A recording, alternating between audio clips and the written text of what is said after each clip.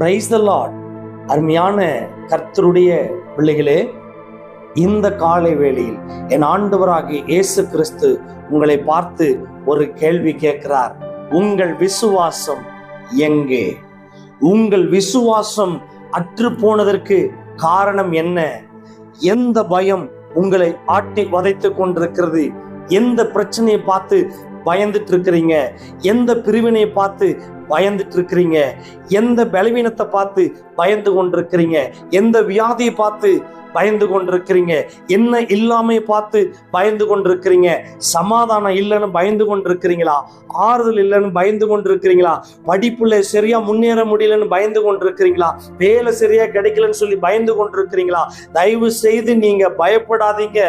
அவர் சொல்றார், நீங்கள் என்னை விசுவாசியுங்கள். நீங்கள் விசுவாசிக்கும் பொழுது நிச்சயமாய் அவருடைய மகிமையை காண்பீர்கள். அதுதான் அவர் உங்களை பார்த்து கேட்கிறாரு, உங்களுடைய விசுவாசம் எங்கே? நீங்கள் விசுவாசிப்பீர்களானால் உங்களுடைய பயம் உங்களை விட்டு அகன்று போவது அதிக உறுதி. ஒரு வேத வசனத்தை பாருங்க, அவரே வாயை திறந்து சொன்னாராம். என்ன சொன்னார்? அந்த வசனத்தை வாசிச்சு பாருங்களே. லூக்காவின் புஸ்தகம் 8ஆம் அதிகாரம் 25வது வசனம். அவர் அவர்களை நோக்கி, உங்கள் விசுவாசம் எங்கே என்றார். ஏன் இந்த வார்த்தையை கேட்கிறார் தெரியுமா? எல்லாரும் காற்று போல இருக்கிற பிரச்சனை பார்த்து பயந்து கொண்டிருக்கிறீங்க. காற்று போல இருக்கிற அநேக காரியத்தை பார்த்து பயந்து கொண்டிருக்கிறீங்க. நீங்க பயப்படாதீங்க. அவர் உங்களுடைய விசுவாசம் எங்கன்னு கேட்கிறார். உங்களுக்குள்ள அவருடைய விசுவாசம் இருக்குமானால் நீங்கள் எந்த இடத்துலையும் பயப்பட வேண்டிய அவசியம் இல்லை.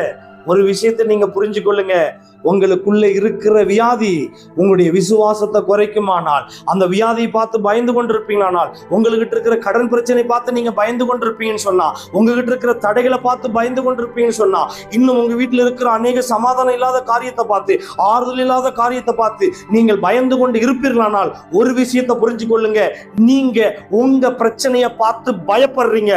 ஆனா உங்க பிரச்சனை அந்த சத்திய நாதரை நோக்கி, அந்த புனிதரை நோக்கி பயந்து கொண்டிருக்கிறது. நீங்கள் கவலைப்பட வேண்டாம். நீங்கள் பயந்து கொண்டிருக்கிறது உங்களுடைய பிரச்சனையை பார்த்து. ஆனா உங்க பிரச்சனை என் ஆண்டவராகிய இயேசு கிறிஸ்துவை நோக்கி பயந்து கொண்டிருக்கிறது. அவர் எப்ப வேணாலும் உங்களுக்குள்ள இருந்து எழுந்து காற்றையும் கடலையும் அடக்கினது போல உங்க பிரச்சனையில அடக்கி உங்களை வாழ வைக்க அவர் வல்லமை நிறைந்த தெய்வமா இருக்கிறார். நீங்கள் செய்ய வேண்டியது ஒன்னே ஒண்ணுதான், நம்பிக்கையை விட்டுறாதீங்க, விசுவாசத்தை விட்டு விலகிறாதீங்க. உங்களுடைய விசுவாசத்தை காத்துக்கொள்ளுங்க. நிச்சயமாய் உங்களுடைய எல்லா பயமும் உங்களை விட்டு நீங்கி போகும் என்று சொல்லுகிறார். அல்லேலூயா. அருமையான கர்த்தருடைய பிள்ளைகளே, இந்த வேத வசனத்தின் மூலமா உங்களுக்கு கற்றுக் கொடுக்கிறது ஒரே ஒரு விஷயம் தான், உங்களுடைய விசுவாசத்தை விட்டுறாதீங்க. விசுவாசத்தை இறுக பிடிச்சு பாருங்க, கர்த்தர் உங்களை காத்துக் கொள்வார். உங்ககிட்ட இருக்கிற எல்லா பிரச்சனைகளை விட்டு